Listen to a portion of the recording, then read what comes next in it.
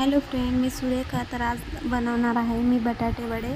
त्यासाठी बघा मी काय काय तयारी करून ठेवली आहे. मी रात्रीच बटाटे बॉईल करून ठेवलेले, त्याचं सकाळी सारण बनवून घेतलं. सारण बनवण्यासाठी मी हिरवी मिरची, अद्रक, लसूण त्याची बारीक पेस्ट बनवून घेतली.